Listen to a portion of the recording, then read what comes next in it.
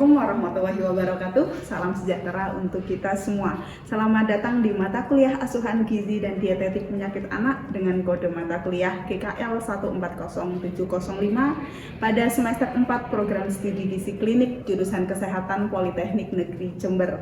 Saya Miftahul Jannah, SGZM Gizi NIDN 0328038904 sebagai dosen koordinator pada mata kuliah ini. Sesuai dengan rencana pembelajaran semester atau RPS yang telah saya unggah di Learning Management System Politeknik Negeri Jember, saya akan memberikan deskripsi terkait dengan mata kuliah ini. Mata kuliah Asuhan Gizi dan Dietetik Penyakit Anak adalah mata kuliah yang membahas terkait dengan penerapan dari sudut diet etik untuk kelompok penyakit anak dengan bahan kajian secara teoritis terkait dengan diet etik dan penyelesaian studi kasus berdasarkan proses asuhan gizi terstandar. Mata kuliah ini mempelajari terkait dengan penata laksanaan gizi berbagai penyakit anak yang mencakup etiologi dan patofisiologi serta proses asuhan gizi terstandar yang meliputi pengkajian gizi, diagnosis gizi, intervensi gizi, dan perencanaan diet serta monitoring dan evaluasi gizi yang berdasarkan pada penyakit anak. Mata kuliah ini merupakan mata kuliah wajib yang mempunyai 3 SKS dengan bobot kuliah 1 SKS dan praktikum 2 SKS.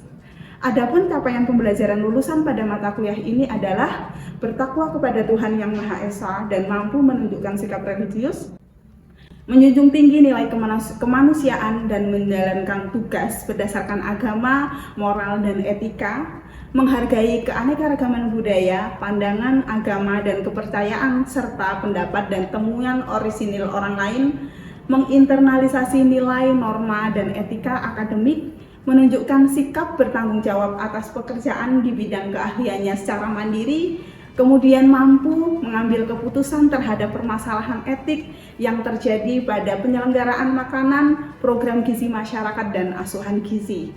Selanjutnya, mampu menguasai konsep ilmu gizi, pangan, biomedik, humaniora, dan kesehatan masyarakat sehingga dapat menganalisis masalah gizi, kemudian menguasai perhitungan diet, terapi diet, prinsip-prinsip biokimia, fisiologis, terminologi medis, dan parameter-parameter laboratorium yang berkaitan dengan gizi, menguasai konsep gizi untuk mengevaluasi dan memperbaiki keadaan kesehatan dan gizi individu dan masyarakat, menguasai pengetahuan dalam bidang pangan, gizi, kuliner, pemberdayaan masyarakat, dan sosial humaniora yang mempengaruhi pelayanan gizi individu dan masyarakat secara profesional, kemudian mampu menguasai konsep pelayanan gizi yang sesuai dengan pedoman pelayanan gizi rumah sakit untuk meningkatkan pelayanan gizi, kemudian mampu menerapkan pemikiran logis, kritis, inovatif, bermutu, dan terukur dalam melakukan pekerjaan yang spesifik di bidang keahliannya serta sesuai dengan standar kompetensi kerja bidang yang bersangkutan.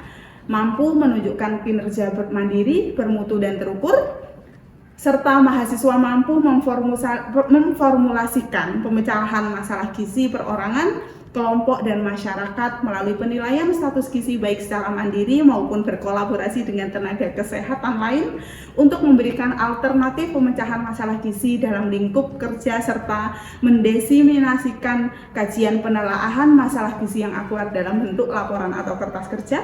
Selanjutnya, mampu melakukan pemecahan masalah yang sistematis dalam mengelola masalah gizi dengan pedoman proses asuhan gizi terstandar baik di rumah sakit ataupun di masyarakat untuk mengatasi masalah gizi, mampu menggali dan bertukar informasi dengan klien, mitra kerja, dan masyarakat secara verbal dan nonverbal dengan menunjukkan empati serta memberikan edukasi melalui media dan metode yang sesuai dengan karakteristik sasaran untuk menyelesaikan masalah gizi.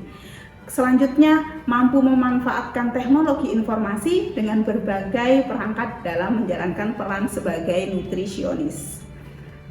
Setelah menyelesaikan mata kuliah ini, mahasiswa diharapkan mampu mengetahui dan memahami tentang dietetika penyakit anak, mampu mengidentifikasi masalah dan mengambil keputusan secara tepat dalam proses penyelesaian asuhan gizi pada penyakit anak, mampu melakukan asesmen gizi yang berkaitan dengan masalah penyakit anak, mampu melakukan diagnosis gizi yang berkaitan dengan masalah penyakit anak, mampu melakukan intervensi gizi yang berkaitan dengan masalah penyakit anak, mampu melakukan monitoring dan evaluasi gizi yang berkaitan dengan masalah penyakit anak, serta mampu menerjemahkan kebutuhan gizi menjadi menu makanan untuk pasien dengan penyakit anak.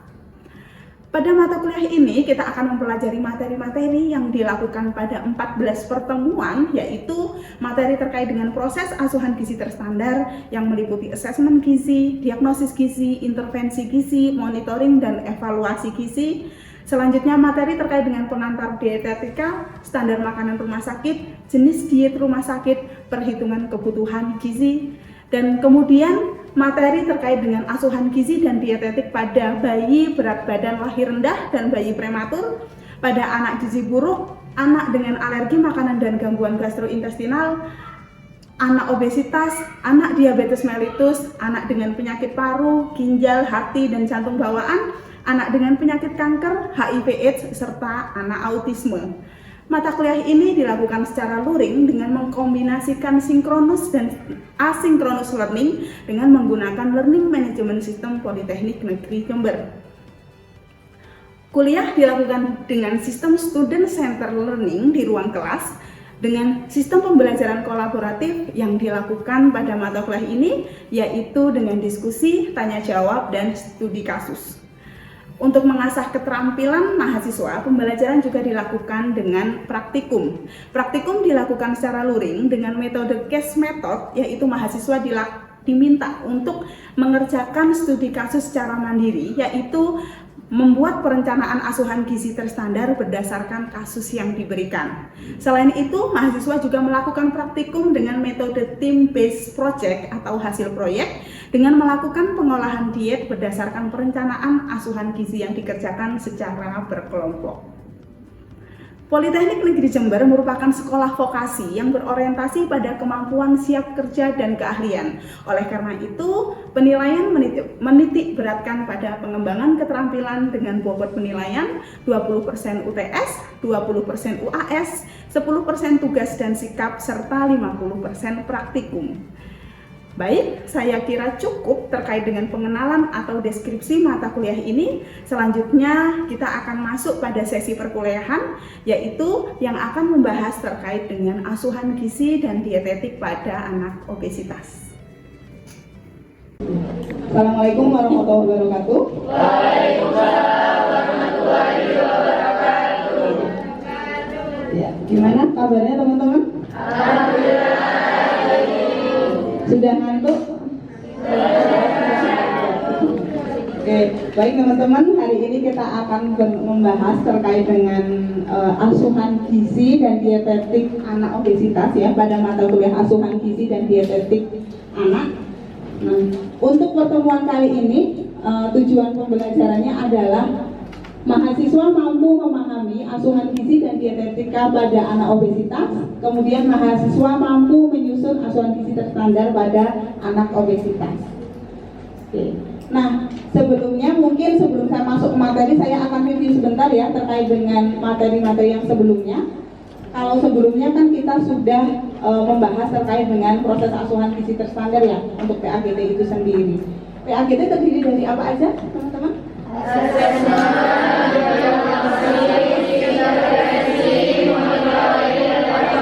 Iya betul, ADIME ya. Nah, untuk ADIME itu sendiri, yang pertama adalah asesmen gizi ya. Biasanya kalau pasien masuk ke rumah sakit, dia akan di screening. Kalau beresiko malnutrisi, dia akan dilakukan PAGD ini ya. PAGD yang pertama adalah asesmen gizi. Ya, apa itu asesmen gizi? Pengkajian data dasar, kemudian identifikasi masalahnya tadi ya, masalah gizinya. Kemudian akan dilakukan diagnosis gizi. Diagnosis gizi itu apa?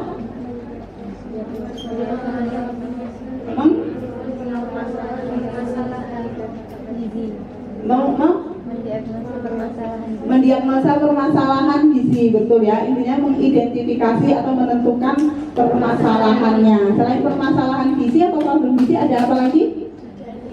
Ada etiologi dan sains simptomnya. Oke. Diagnosis gizi itu biasanya gimana kata-katanya?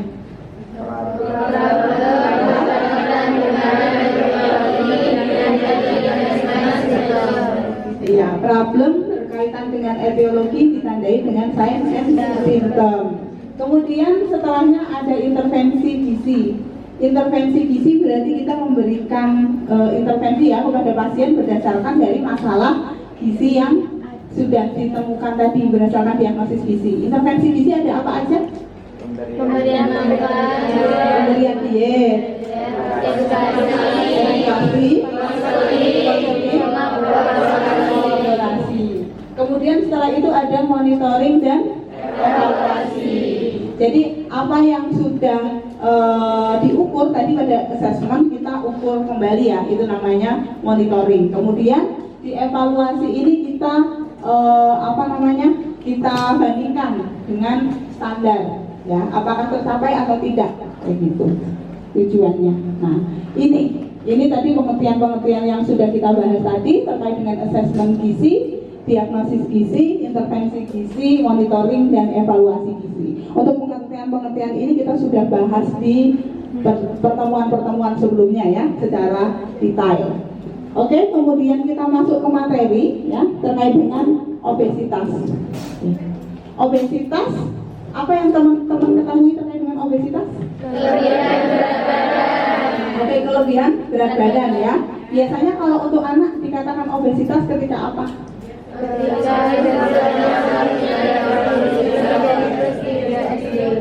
Iya, ketika nilai Z-score lebih dari plus 3 standar deviasi. Ya. Kalau di sini obesitas adalah keadaan akumulasi lemak yang abnormal atau berlebih pada jaringan adiposa yang dapat mengganggu kesehatan ya. Intinya terdapat kelebihan lemak pada tubuh ya. Ada juga overweight ya, kelebihan berat badan dibandingkan dengan berat badan ideal yang disebabkan penimbunan jaringan lemak dan otot. Kalau overweight ketika gimana? Dikatakan overweight? Plus 2 sampai plus 3. Iya, lebih dari plus 2 SD hingga Plus 3. plus 3 SD, betul. Nah, ini untuk obesitas itu sendiri pada anak-anak itu bisa terjadi karena beberapa hal, dan itu bisa berlanjut sampai ke masa dewasa ya. Di sini bisa dari masa kehamilan dan masa bayi itu juga berperan pada terjadinya obesitas ya, karena biasanya kalau pada saat hamil ibunya itu overweight ya, penambahan beratnya itu over, nanti bisa mengakibatkan janinnya itu besar ya, lebih dari 4 kilo. Nah, dan kalau janin 4 kilo itu beresiko tinggi untuk obesitas. Kemudian kalau bayinya obesitas, nanti pada masa anak-anak itu juga obesitas, kemudian pada masa remaja juga bisa mengakibatkan obesitas. Untuk etiologinya, di sini untuk obesitas itu sendiri disebabkan karena asupan energi yang lebih banyak daripada pengeluaran energi ya. Dan ketika asupan energinya berlebih, maka akan disimpan dalam bentuk lemak kan ya. Nah, di jaringan lemak. Kalau jaringan lemaknya meningkat, di sini akan mengakibatkan leptin juga meningkat, ya. Kalau leptin meningkat, nanti akan memberikan sinyal adiposit yang meningkat juga, ya. Nah, kemudian nanti di sini sinyal adiposit tersebut memberikan rangsangan ke hipotalamus bahwa hipotalamus akan memberikan rangsangan untuk menurunkan rasa lapar dan meningkatkan pengeluaran energi. Seperti itu. Dan ini sebaliknya ya, jika jumlah jaringan lemak menurun, kemudian leptin menurun, sinyal adipositi rendah, kemudian hipotalamus akan memberikan rangsangan meningkatkan rasa lapar dan menurunkan pengeluaran energi. Nah, ini terkait dengan hipotalamus tadi ya, ada sinyalnya yang bersifat anabolik dan katabolik. Jenisnya ada sinyal panjang dan sinyal pendek. Nah, di sini untuk sinyal panjang ini yang nanti akan mengatur ke nafsu makan dari seseorang itu sendiri, ya. Jadi kalau misalkan dia asupan energinya tinggi, jaringan adiposanya meningkat, kadar leptin dalam darah meningkat. Nah, kalau pada orang-orang obesitas biasanya dia akan terjadi resistensi leptin. Jadi leptinnya itu tidak bisa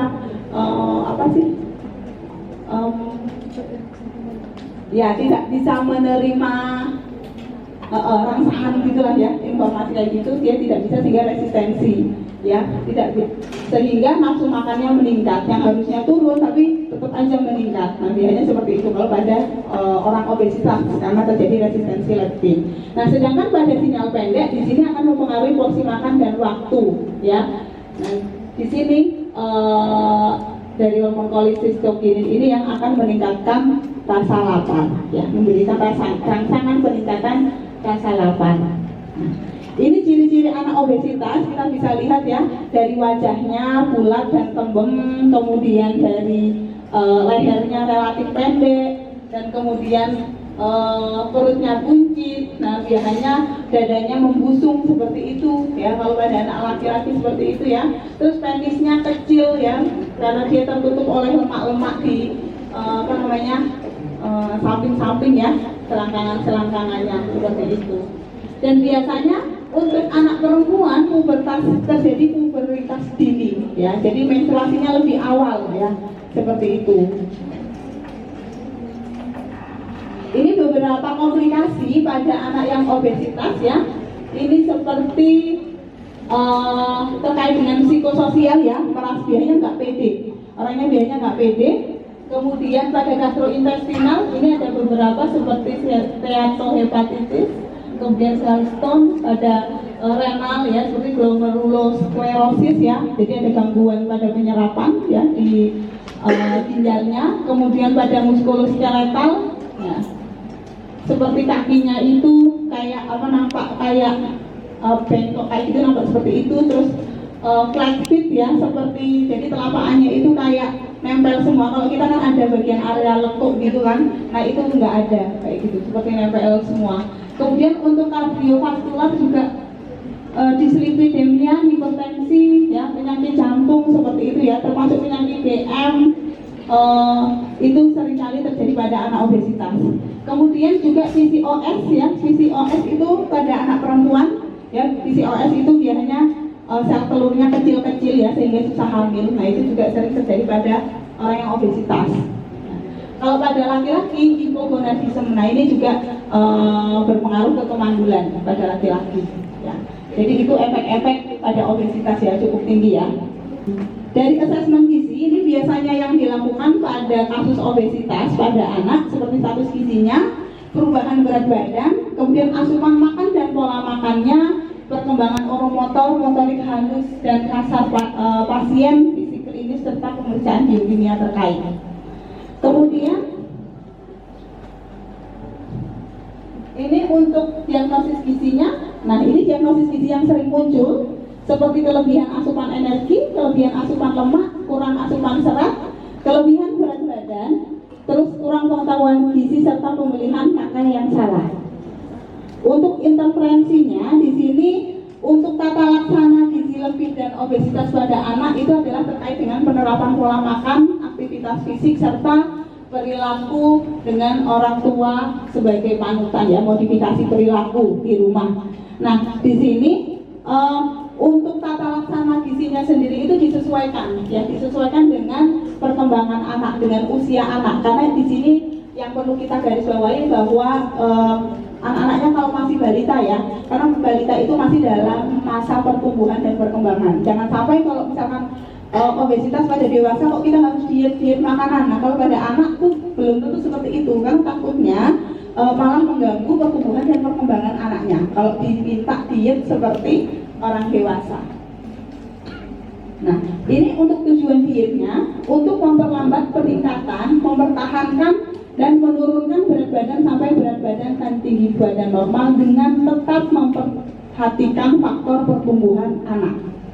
Kemudian untuk prinsip dan syarat dietnya, energi sesuai kebutuhan, protein 15 hingga 20%, lemak 25 hingga 30%, karbohidrat 50 hingga 60%, vitamin dan mineral sesuai AKG, cairan juga, pola makan 3 kali makan utama, 2 kali makan selingan.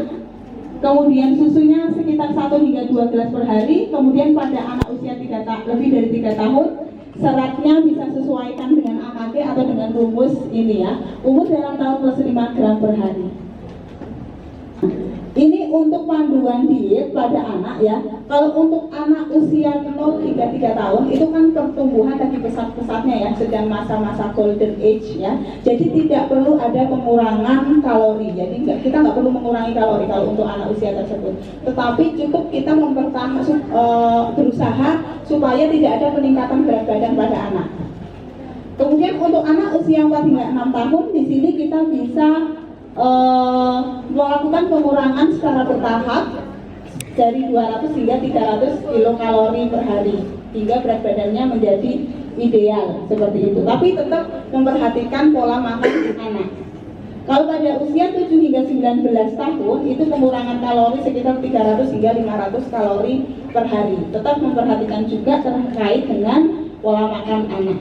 Nah, dan di sini yang jadi catatan adalah penurunan berat badan tidak perlu menghilangkan seluruh kelebihan berat badan karena pertumbuhan linear masih berlangsung. Jadi masih ada pertumbuhan dan perkembangan pada anak, sehingga penurunan berat badan cukup sampai berada 20% di atas berat badan ideal. Jadi kalau misalkan dia berat badannya masih agak lebih tapi masih dalam range 20% di atas BB ideal itu masih tidak masalah. Nah, ini ada contoh camilan, ini hasil penelitian dari saya dan tim ya. Ini camilan yang bisa digunakan untuk anak obesitas ya. Di sini adalah snack bar yang tinggi serat ya. Di sini kita bisa lihat, nah untuk kadar energi, karbohidrat, lemak serta seratnya di sini serta beberapa vitamin dan mineral. Nah, ini kita bisa gunakan untuk salah satu contoh untuk anak-anak yang obesitas ya. Karena untuk kadar gulanya dan sebagainya itu tidak tinggi ya. Nah, ini juga beberapa contoh hasil penelitian ya dari penelitian di Jakarta kalau ini terkait dengan analisis obesitas pada anak sekolah yang menunjukkan bahwa untuk pengetahuan gizi itu kalau pada anak itu tidak terlalu signifikan berhubungan terkait dengan obesitas. Tetapi yang berperan penting di sini adalah lingkungan baik di sekolah maupun di rumah. Ya berarti teman sebayanya, kemudian orang tuanya juga. Nah, jadi ketika teman-temannya itu perilaku makannya itu baik, maka dia akan mempengaruhi ke teman-teman yang lain. Jadi terkait dengan teman sebaya dan orang tua yang berperan terhadap status obesitas pada anak itu memiliki peranan yang penting. Nah, kemudian ini juga ada PAGT elektronik ya, namanya Hospimil. Nanti teman-teman bisa coba buka ya terkait dengan Hospimil ini sendiri.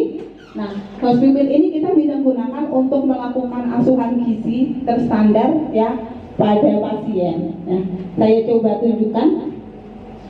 Nah, ini juga hasil penelitian ya, penelitian saya dan tim.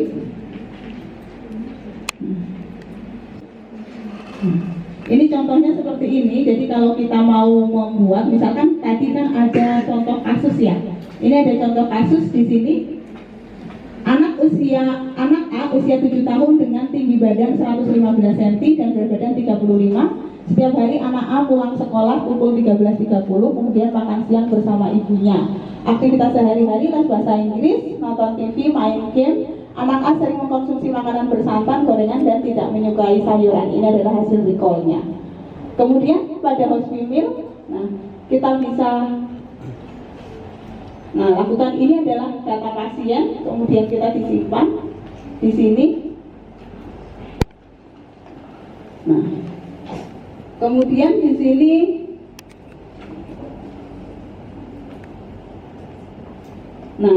sini kita akan bisa lakukan assessment. Jadi hal-hal assessment ini apa aja ya, data-data yang tadi di pengkajian gizi kita tulis di sini. Terus antropometrinya ini juga kita tulis di sini. Jadi yang teman-teman tadi di sini misalkan antropometrinya berat badan 135, tinggi badan 115 di sini. Nanti silakan ditulis di sini berat badannya, tinggi badannya, gitu. Nanti akan muncul berapa status gizinya bagaimana akan muncul sendiri, disesuaikan dengan umurnya. Ini untuk biokimia juga nanti bisa ditulis di sini biokimianya. Untuk fisik klinis, pola makan, riwayat makan bisa ditulis di sini. Ini untuk diagnosis gizi. Ya, nanti bisa dipilih diagnosis gizi, sudah ada tulisannya di sini, ya. Bisa ditulis. Ini etiologi, sign simptomnya. Kemudian nanti ketika sudah disimpan, otomatis muncul diagnosis gizi yang sudah jadi kalimat tadi. Kemudian ini intervensi gizi ditulis ya, sesuai tadi ya, tujuan dietnya apa, prinsip dietnya apa, seperti itu. Nah, ini hasilnya. Nah, diagnosis gizinya apa nanti akan muncul di sini. Kemudian ini untuk monitoring dan evaluasi. Nah, nanti akan muncul apa aja sesuai dengan assessment yang tadi. Nah. Kemudian nanti bisa dicetak juga untuk hasil ininya, untuk hasil asuhan gizi ini. Pertanyaan terkait dengan asuhan gizi pada anak obesitas? Bertanya Bu. Oke, silakan. Izin bertanya Bu, untuk anak obesitas tadi ya, kalau untuk anak yang masih umur 5 tahun ke atas kan kita sudah ingin menerapkan untuk yang dia tadi kan harapannya kalau yang sebelumnya tidak ada penambahan berat badan. Terus kalau misalkan anak biasanya umur 5 tahun ke atas itu kalau jajan terus kayak main sama teman-temannya kan pasti aja ada yang pengen beli ini beli itu. Nah, agar bisa seorang ibu bisa mencegah anak buat jajan sembarangan tuh bagaimana ya? Demikian. Baik, terima kasih atas pertanyaannya. Ya, mungkin dengan cara ini ya, ibunya membuat jajanan sendiri di rumah, ya, jajanan yang lebih sehat yang disesuaikan dengan untuk anak obesitas. Karena kan kalau ibu sendiri kan kita bisa memastikan terkait dengan gulanya dan sebagainya sehingga tidak berlebih. Bagaimana? Oke, sudah cukup. Ada lagi?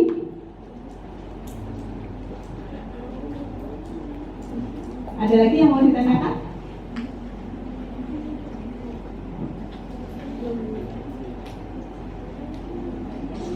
Mau ditanyakan? Assalamualaikum warahmatullahi wabarakatuh.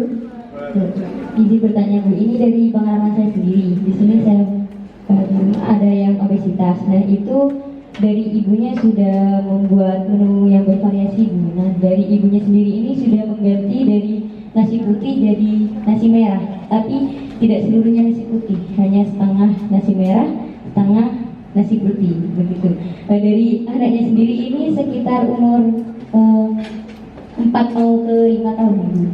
Nah di situ ketika ada ibunya, anak itu mengonsumsi nasi putih dan nasi merah.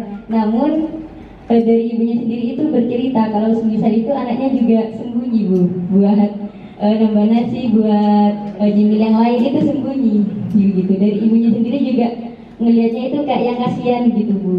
Itu bagaimana solusinya gitu dari masalah tersebut? Terima kasih atas pertanyaannya ya. Kalau kayak gitu berarti ya balik lagi kontrol dari ibunya ya. Kontrol ibunya harus benar-benar mengontrol untuk anaknya. Ya jangan kasihan, kalau kasihan terus dikasih makanan yang manis-manis ya itu ya juga tidak boleh ya. Jadi harus balik lagi ke ibunya terkait dengan kontrolnya ya. Dan harus siap untuk diet tadi. Gitu. Bagaimana? Ada lagi? Tidak ada? Cukup? Baik, kalau tidak ada, terima kasih banyak untuk pertemuan hari ini. Nanti kita akan bertemu kembali pada pertemuan-pertemuan selanjutnya. Saya tutup, mohon maaf misalkan ada salah-salah kata. Wassalamualaikum warahmatullahi wabarakatuh.